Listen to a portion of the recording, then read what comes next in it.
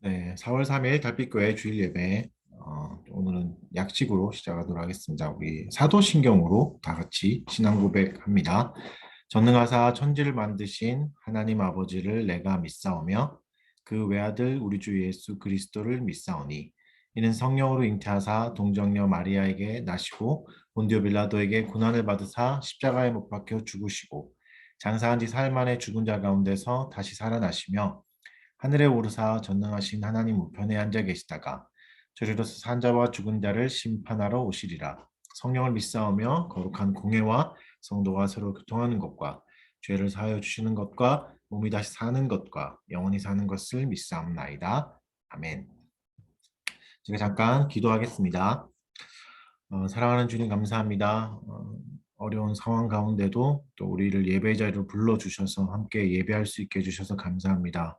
삼위 하나님의 한없는 영광 가운데 우리를 초대해 주시고 우리를 이끌어 가 주셔서 오늘도 성령의 부르심으로 주께 반응하게 하여 주시옵소서. 주님 우리의 연약함을 또 고백합니다. 하나님의 법을 극도로 싫어하기도 하고 또 적극적으로 악을 행하였던 한 주간의 삶과 우리 본질적인 악들을 주 불쌍히 여겨주시고 용서하여 주시옵소서. 이웃의 고통에 무감각했던 우리의 내면을 깨워주셔서 또 주님처럼 이웃의 아픔에 민감해지는 우리 마음을 허락하여 주시옵소서. 성령 하나님의 은혜를 구합니다. 하나님께서 우리의 말과 생각과 행동을 이끌어 가 주셔서 정말 그리스도인답게 또 하나님이 주신 말씀의 법답게 살아가게 해 주시고 또 하나님을 더욱 사랑하고 그 법에 더 순종하고 말씀에 순종하여서 이웃을 잘 섬기는 우리가 되게 해 주시옵소서. 특별히 주님 이 나라를 위해 기도드립니다. 어려운 가운데 있는 탄식하고 있는 백성들 주님 기억하여 주시옵고 고통 가운데 있는 자들 돌봐 주시옵소서. 특별히 이제 누구의 도움도 받을 수 없는 그 연약한 이웃들이 있는데 하나님께서 그들을 위로하여 주시옵고 그들을 도와주시길 바라며 또 하나님 그 도구로서 우리를 사용해 주셔서 연약한 자들을 잘 섬길 수 있는 눈물을 닦아줄 수 있는 주의 도구가 잘 되도록 도와주시옵소서. 또 달빛교회를 위해서 기도드립니다. 주의 몸된 교회가 복음을 바르게 선포하고 또 충실하게 권징을 행하고 성도들을 잘 돌보고 그래서 결국은 하나님의 영광만 드러나는 주의 교회가 되도록 도와주시옵소서. 또 사랑하는 달빛교회 교우들 한 사람 한 사람을 기도드립니다. 호주로 이제 가 있는 석현 단빈의 가정 가운데 함께해 주시옵고 또 새로운 환경과 새로운 생활 가운데 하나님 어려움도 있겠지만 주께서 때를 따라 돕는 은혜로 도와주셔서 그 어려운 시간들 잘 버텨내고 잘 뿌리내리도록 도와주시옵소서.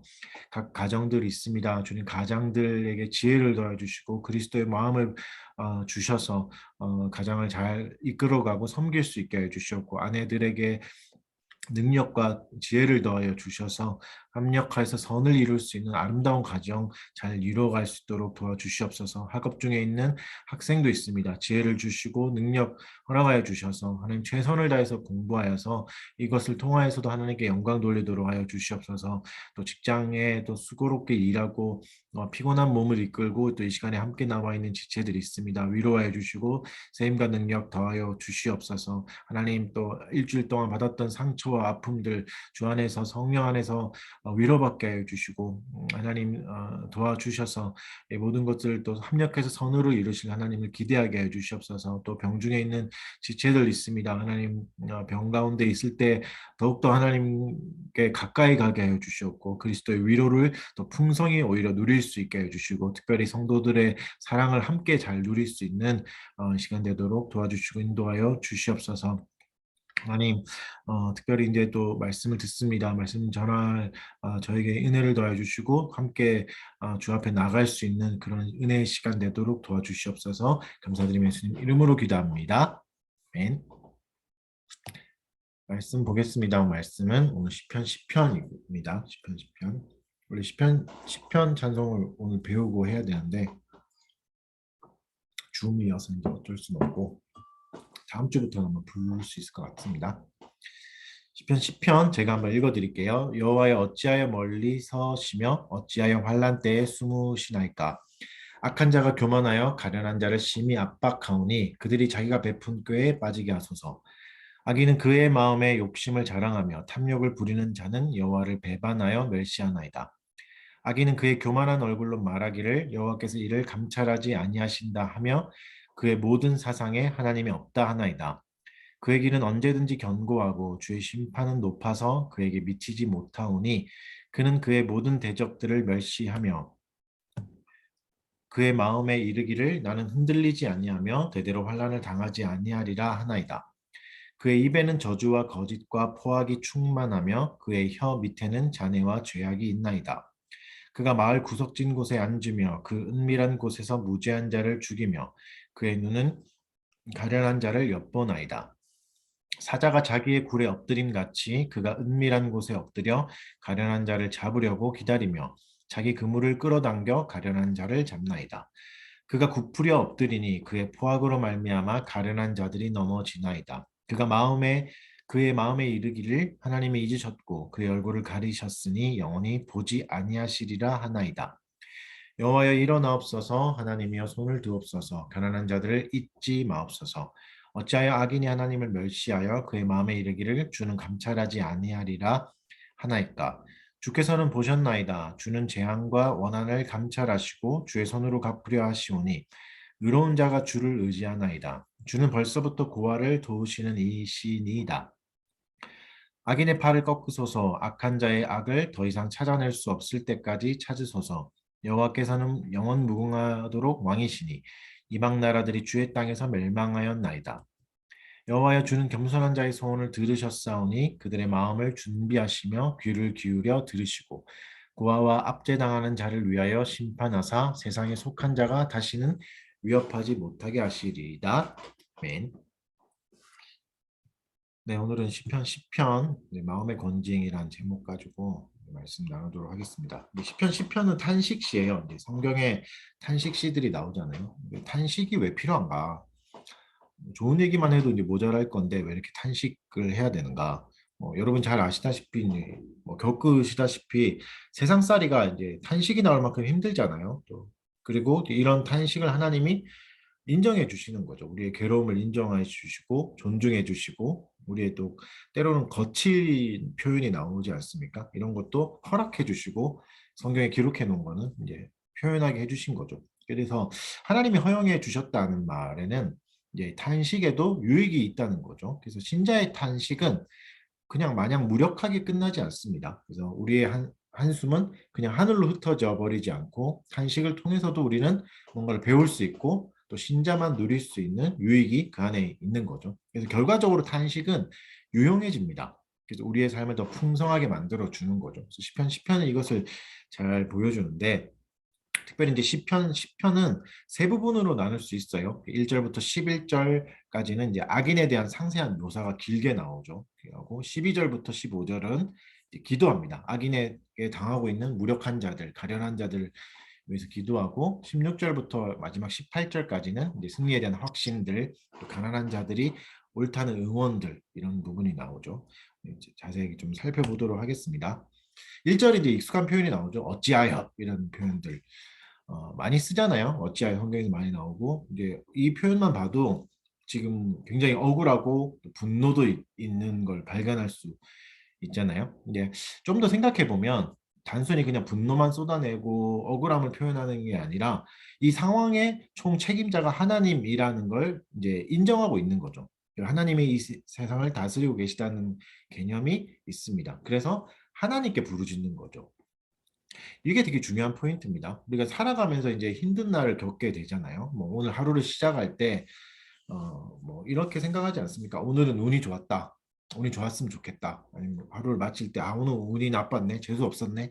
재수 좋았다. 뭐 이런 게 이제 끝낼 수 있는데, 사실 뭐 이런 표현 자체는 할 수는 있겠죠. 우리가 불신자와 함께 살아가야 되니까 그들과 대화하기 위해서. 하지만 사실 이런 생각 안에는 하나님의 다스림을 인정하지 않는 표현들이 있는 거죠. 생각이 있는 거죠. 이 표현은 결국 재수가 좋다, 운이 좋아야 된다. 이거는 모든 것이 그냥 우연이고 내가 만난 상황은 아무도 조절하지 못한다는 절망이 있습니다. 그래서 안 좋은 표현인 거죠. 그래서 이제 쓰더라도 이걸 알고 있어야 됩니다. 신자는 하나님의 다스림을 인정해야 되겠죠. 하나님이 모든 상황을 통치하고 계시다는 것을 인정해야 됩니다. 다른 말로 하면 섭리죠. 섭리를 믿어야 하는 거죠. 개념적으로만 있는 게 아니라 그래서 우리를 지키시고 보호하신다는 것을 신뢰해야 됩니다. 그래서 악을 경험한 날에는 더욱더 이것을 신뢰해야 되죠. 그래서 이 불의를 어떻게 해야 되죠? 하나님께 신고해야 되죠.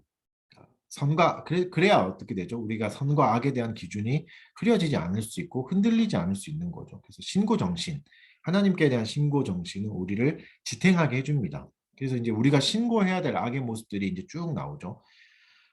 길고 되게 자세하게 나와요. 그리고 굉장히 잘 살펴보면 굉장히 더럽고 악해요. 진짜 너무 추악한 이런 악들이거든요. 마치 우리가 뭐 그런 거 가끔 보잖아요. 뭐 다큐멘터리나 그것이 알고 싶다 보면 어떻게 저런 범죄를 막 이런 내용이 사실은 담고 있는데 그 본문이 담고 있는 악인의 모습을 좀 요약하자면 크게 두 가지입니다. 어떤 모습이냐면 그들은 번영하고 있고 안전한 상태입니다. 이게 되게 아이러니하죠. 악인이면 되게 불안하고 흔들리고 막 이럴 것 같은데 우리 예상과 달라요. 우리말 성경은 특히 3절을 이렇게 번역하는데 10장 3절을 우리말 버전, 성경 버전이에요. 읽어드릴게요. 악인들은 그 마음에 품은 악한 생각을 자랑하고 여호와께서 미워하시는 욕심 많은 사람들을 축복합니다. 악인들은 번영하고 있고 안전하기 때문에 그 속에서 악을 즐기고 있고 악한 생각을 자랑한대요. 사실 여러분 우리가 자랑이라는 거는 쉽지 않거든요. 어, 굉장히 좋은 게 있어야 되고 그리고 내가 좋다고만 생각하는 거를 자랑할 수는 없어요. 뭐 제가 뭐 어떤 뭐 신학 도서를 뭐그 득템했다 막 이거 자랑한다 여러분이 감동하진 않잖아요. 부러워하지도 않고 그게 뭐 이렇게 생각할 수 있는 건데 그러니까 자랑할 수 있는 거는 뭐죠? 모두가 다 이제 부러워하는 거, 갖고 싶어 하는 걸 자랑하는 거죠. 대단한 호캉스 호텔을 갔다거나 대단한 곳에 해외여행을 갔다거나 엄청나게 비싼 음식을 먹었다거나 할 때 이 모두가 다 원하는 거잖아요. 좋다고 생각하는 거. 그래서 자랑할 수 있는데 지금 악인이 뭘 자랑하죠? 악한 생각을 자랑하는 거죠. 욕심을 자랑하는 거죠. 그러니까 모두가 다 이걸 부러워하는 세상이 된 거죠. 너무 뻔뻔스럽게 이걸 자랑하고 또 모두 이러다 보니까 너무 당연하게 여기는 것. 그러니까 결국 뭐죠? 이제 마음대로 사는 거, 마음에 떠오른 대로 살고 무절제한 삶을 살아가는 걸 당연시 하고 있는 거죠. 근데 이렇게 어떻게 이런 걸 자랑할 수 있을까? 또 사람들이 어떻게 이런 걸 받아들일 수 있을까? 간 생각을 자랑하는 걸. 왜냐하면 본문의 표현대로 보면 그들이 안전했기 때문입니다. 그러니까 재앙을 느끼지 못한 거죠. 언제까지나 안락을 느낄 수 있다 생각하는 거죠. 여러분 한번 생각해 보시죠. 삶을 그래도 이제 적잖이 살아오셨으니까 안락을 느끼는 거 쉽지 않거든요. 편안함을 느끼는 거. 아직 불안하잖아요. 우리가 돈을 많이 벌어도 불안하고 못 벌어도 불안하고 건강해도 불안하고 아파도 불안해요. 근데 악인들은 안락하대요. 평안을 누리고 있죠. 이게 되게 쉽지 않죠. 그러니까 지금의 삶에서 안락을 누리려면 어떻게 해야 될까요? 과거에도 큰 탈 없이 잘 살아왔어야 돼요. 위기와 고난 없이 평탄하게 잘 살고 이렇게 해도 잘 사는 데이터가 쌓이고 쌓여야 나 좀 안전하구나, 평탄하구나 이럴 수 있는 거죠. 그러니까 자신이 흔들릴 수 있다고 생각하지 않으려면 이 정도의 삶이 있어야 돼요. 그러니까 악인의 삶은 본문에 나온 악인의 삶은 엄청나게 평탄한 겁니다. 오랜 시간 동안 데이터가 과거가 증명하고 있는 거죠. 근데 여러분 이게 우리가 뭐 이게 나쁜 개념은 아니잖아요. 안락하고 번영하는 게 뭐 우리도 원하고 있는 거고 이것을 추구하는 것 자체는 나쁜 게 아닙니다. 지금 본문은 그런 거 추구하지 마라. 뭐 불안한 삶을 살아라. 이렇게 얘기하는 게 아닌 거죠. 어떤 말을 하는 거죠? 번영과 안전도 저주일 수 있다는 거죠. 악인에게 번영과 안전도 저주일 수 있다. 그러니까 지금의 나의 상태가 나의 환경이 나의 됨됨이를 말해주는 게 아니다. 내가 번영하고 안전하게 되면 내가 잘 살고 있구나 이게 아니라는 거죠. 악인도 평탄할 수 있고 반대면 뭐죠? 의인도 불안할 수 있습니다. 엄청나게 흔들리고 불안한 사람도 그렇다고 해서 내가 악하다는 게 아니라 의롭게 살아도 그럴 수 있는 거죠. 그럼 어떻게 되나? 우리가 번영과 안전을 누리면 안 되는가? 그렇지 않습니다. 오히려 이 번영과 안전을 바르게 누리는 게 필요한 거죠. 그러면 이제 오늘 본문에서 주는 팁은 뭐냐면 우리가 깨워야 될 감각 한 가지를 알려주는데 그게 뭐냐면 심판에 대한 감각입니다. 번영과 안전 속에서 우리는 심판에 대한 감각이 살아나야 되는 거죠. 그러니까 우리가 심판을 좀 무서워하고 하다 보니까 이런 감각이 살아나는 게 나한테 뭐가 유익한가, 오히려 더 불안을 가져오는 게 아닌가 이렇게 생각할 수 있는데, 생각해 보죠. 심판이 없다고 생각하면, 심판의 개념을 아예 그냥 내 인생에서 지워버리면, 하나님은 되게 불경한 표현인데 그냥 호구가 되는 거죠. 아무것도 안 하시는, 그냥 바보같이 참고 계시는 그런 존재로 만들어 버리는 겁니다. 우리가 심판을 생각하지 않으면. 그러니까 심판이 있다고 생각하면 어떤 거죠? 하나님이 지금 그냥 참아주시는 호구처럼 지내시는 게 아니죠. 심판을 쌓고 계시는 거죠. 각자의 행위들을 계산하고 기록해 놓고 갚으시려고 준비하고 계시는 게 됩니다. 그래서 여러분, 하나님이 심판자라는 사실을 잊지 않아야 됩니다. 그러니까 너무 하나님을 무서워하기 싫어서 하나님은 막 사랑의 하나님이고 막 심판은 절대 안 하시고 막 눈물 막 흘리고 어쩔 수 없어 하는 막 비련의 여주인공 같은 이미지를 자꾸 넣는데, 그렇지 않죠. 성경은 하나님에게서 심판자의 이미지를 지워버리면 그게 우상이죠. 우상은 절대 심판하지 않습니다. 우상은 내가 원하는 삶만 주는 게 우상이죠. 하나님을 그렇게 이용할 수 있죠. 뭐가 없으면? 심판에 대한 감각이 없으면.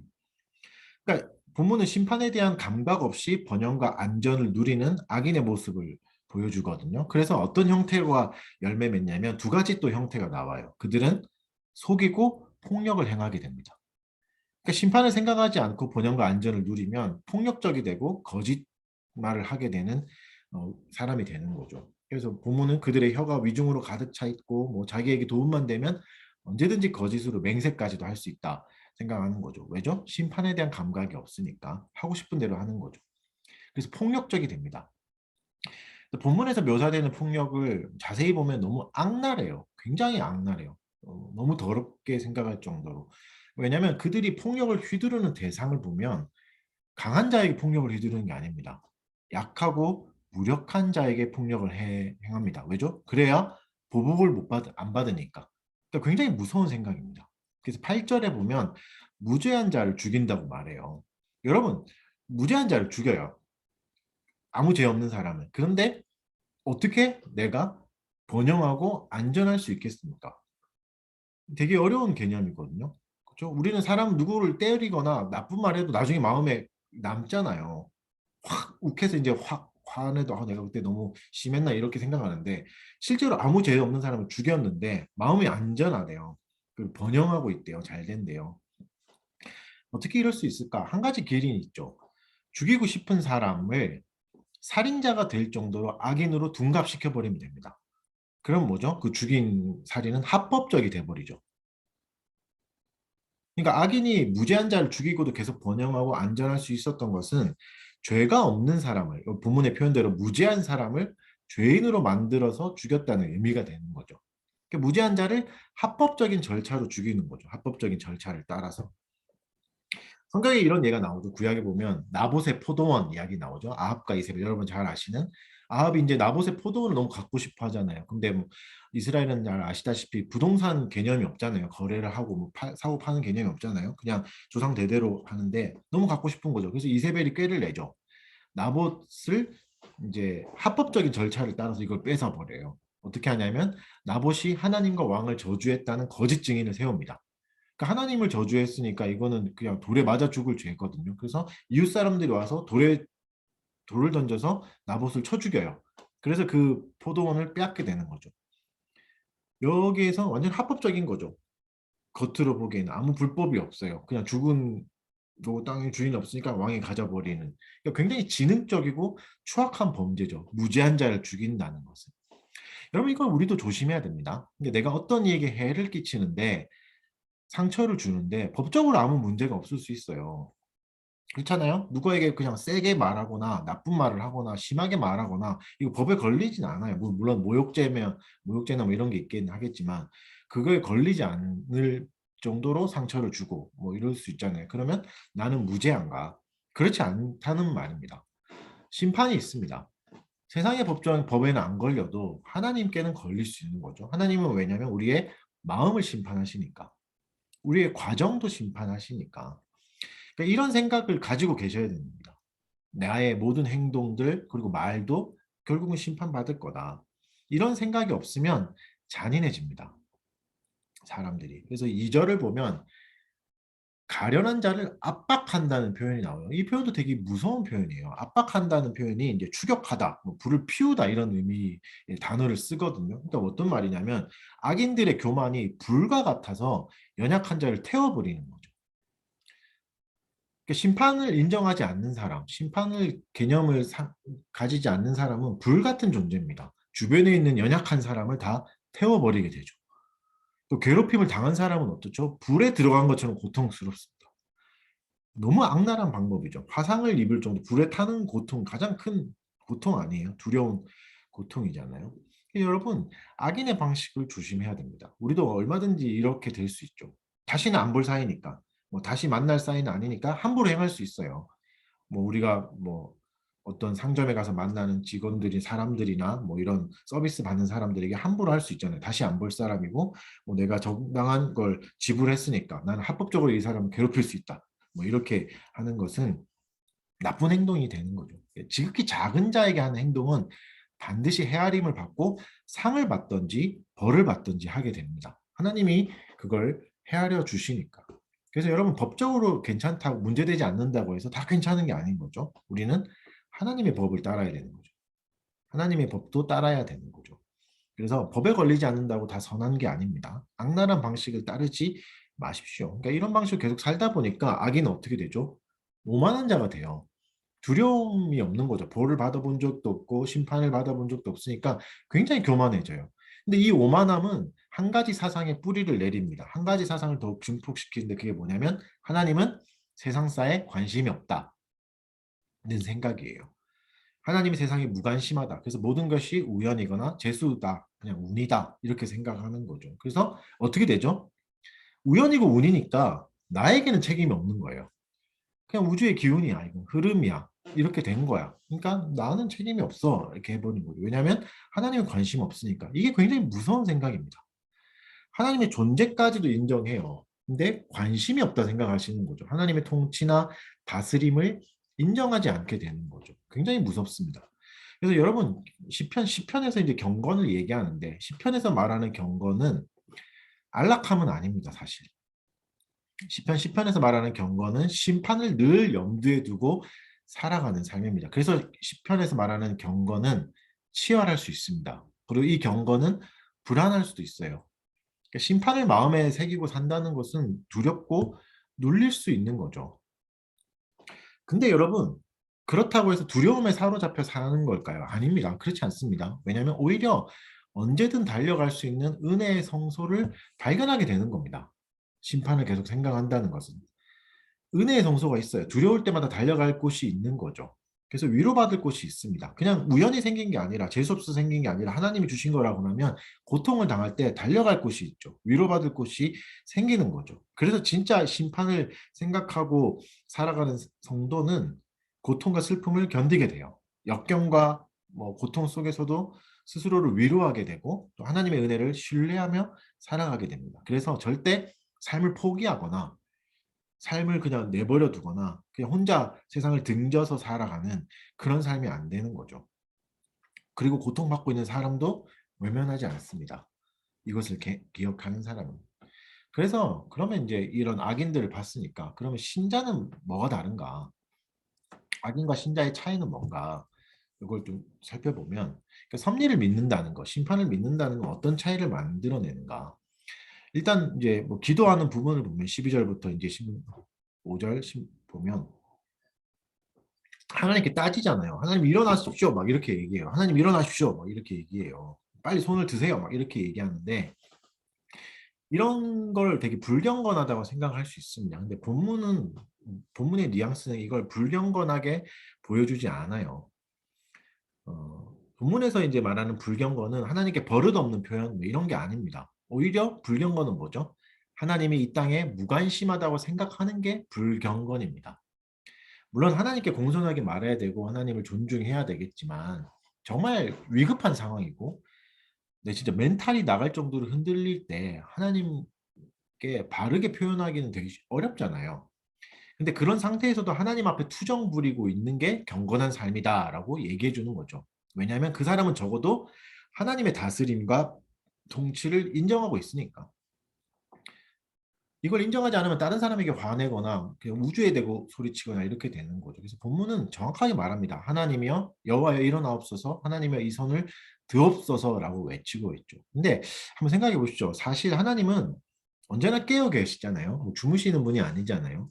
그리고 언제나 손으로 우리를 붙잡고 계시는 분이죠. 그래서 사실은 실제로 이 기도로 하나님 일어나세요, 손을 드세요라는 기도로 깨어나는 것은 하나님이 아니라 우리 자신입니다.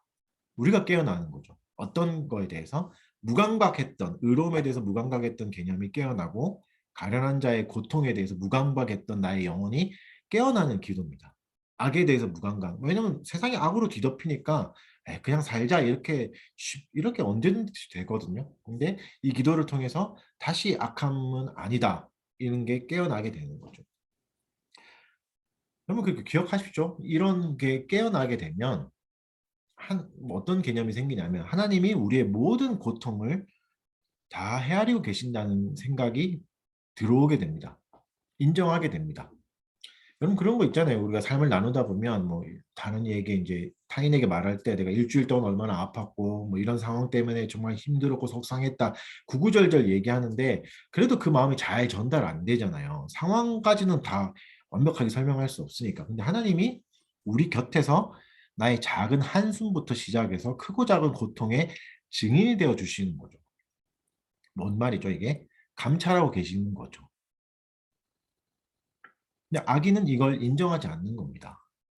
그래서 악인은 하나님을 멸시하게 되는 거죠. 그러니까 심판을 기억한다는 것은 우리의 작은 고통도 하나님이 기록하고 계신다. 한숨도, 이런 한숨도 하나님이 기록하고 계신다는 말이죠. 악인은 이걸 멸시합니다. 하나님이 이런 일을 하지 않는다라고 생각하는 것. 이게 악한 생각입니다. 하나님이 이렇게 작은 것들, 뭐 이렇게 가치 없는 것도 기록하실까? 이게 악한 생각인 거죠. 그리고 여러분, 하나님은 절대 하나님의 영광을 포기하지 않습니다. 하나님의 영광을 위해서 우리를 만드신 거잖아요. 그 말은 뭐냐면 우리가 만약에 고통의 순간에도 하나님께 달려가고 수치와 모욕을 받아도 하나님 방향으로 그냥 넘어지면 하나님이 자신의 영광을 위해서 자신에게 엎드리고 자기에게 온 자들을 거절해 버리거나 그냥 끝끝내 아무것도 안 하시면 하나님의 영광이 드러날 수가 없잖아요. 그래서 결국은 이렇게 온 자들을 반드시 붙잡아 주시고 일으켜 주십니다. 왜냐하면 그래야 하나님의 영광이 드러나니까. 하나님의 영광을 위해서라도 우리를 포기하지 않는 거죠. 그래서 여러분 악한 자들은 하나님의 손 밖에 있는 걸 기뻐합니다. 하나님이 느껴지지 않는 걸 기뻐합니다. 그러나 경건한 사람은 하나님의 손 안에 있는 것을 원합니다. 이게 괴로울지라도 두려울지라도 14절 말씀처럼 하나님은 우리를 여전히 보고 계십니다. 보고 계세요. 우리의 작은 한숨, 그리고 한숨에 대응하는 우리의 행동도 다 지켜보고 계십니다. 간섭하고 계십니다. 그래서 우리는 섭리를 믿어야 됩니다. 작은 한숨도 그냥 흩어보내면 안 됩니다. 그래서 어떻게 돼야 되죠? 최종적으로 우리가 드려야 될 기도는 우리가 꿈꿀 수 없었던 내용의 기도를 드리는 거죠. 악을 더 이상 찾아낼 수 없을 때까지 찾으소서. 무슨 기도죠? 하나님 어떤 악도 조금도 남겨두지 마시고 다 없애주십시오라는 기도하는 거죠. 이것이 필요합니다. 세상에 그리고 이게 결국 뭐죠? 심판을 믿는 거죠. 세상에 있는 모든 악이 다 사라질 것이다. 결국은 심판의 때에 이런 것들이 일어날 거다라는. 그래서 우리는 심판을 위해서 기도할 수 있어야 됩니다. 왜냐면 이것도 쉬운 건 아닙니다. 왜냐면 나도 악을 많이 행하잖아요. 내 안에도 악이 있는데 이걸 하다가 나도 죽는 거 아니야? 이런 불안함이 생기죠. 그런데 아까 말했듯이 우리에게 뭐가 있죠? 은혜의 성소가 있습니다. 예수 그리스도를 통해서 용서해 주신 은혜의 성소가 있죠. 그래서 은혜의 성소를 발견한 사람은 달려갈 수 있고 기도할 수 있습니다. 모든 악을 없애달라고 기도할 수 있는 거죠. 내가 선해서 기도할 수 있는 게 아닙니다. 하나님이 선하시니까. 그리고 여전히 하나님이 고통받은 가련한 사람들을 돌보고 계시니까 그거에 근거해서 기도할 수 있는 거죠. 이게 악인과 의인의 결정적인 차이입니다. 그러면 우리가 최종적으로 붙들어야 될 목표가 뭡니까? 16절부터 18절은 우리의 목표를 이제 최종 점검해 줍니다. 우리의 목표는 그냥 완전한 악의 멸망이 아니에요. 악의 뭐 물러감 이게 목표는 아니죠. 이건 과정이죠. 우리의 목표는 하나님이죠. 그래서 이제 하나님에 대해서 얘기하지 않습니까? 영원하고 영원하시다 이런 표현을 씁니다. 악인과 대조해서 이걸 보여줘요. 하나님이 영원하시다. 그러니까 반대로 악인은 어떻죠? 지나가는 거죠. 악인은 영원할 수 없습니다. 끝나지 않을 능력을 가진 것 같아요. 여러분 생각해 보십시오. 뭐 사람을 죽여도 평온하고 아무 일도 안 생기는 악인을 보면 아, 저 권력은 진짜 대단한 권력이구나. 우리가 없앨 수 없구나. 이렇게 생각하는데 어떤 악인도 죽음을 피해간 악인은 없었고 멸망을 피해갈 수는 없었습니다. 아무리 대단한 권력도 결국은 사라지게 되는 거죠. 지나갑니다. 그래서 사라질 악을 너무 두려워하지 마시고 부러워도 마십시오. 그들에게 내 마음을 빼앗기지 않아야 됩니다. 악인은 사라집니다. 그래서 절망하지 말고 이 시간을 견디셔야 됩니다. 영원한 삶을 준비해야 되는 거죠. 왜냐면 그분이 살아계시니까, 하나님은 살아계시니까, 그리고 하나님도 지금 우리의 영원한 삶을 지금도 준비해주고 계시니까 그렇죠. 우리 17절을 한번 다 같이 한번 읽어봅시다. 소리는 안 내도 됩니다. 읽어만 봅시다. 각자의 집에서 읽겠습니다. 시작. 여호와여, 주는 겸손한 자의 소원을 들으셨사오니 그들의 마음을 준비하시며 귀를 기울여 들으시고 하나님이 기도를 들으시고 어떻게 하신다고요? 우리의 마음을 준비해 주십니다.